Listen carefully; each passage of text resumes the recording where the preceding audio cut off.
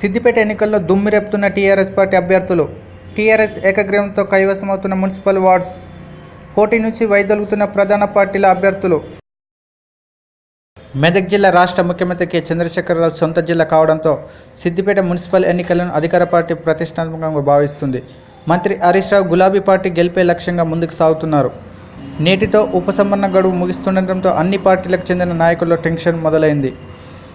కొందరు అభ్యర్థులు TRS party B form లభించకుంటే ఇండిపెండెంట్గానైనా పోటీ చేసి తీరుతామని వారు ధీమా వ్యక్తం చేస్తున్నారు.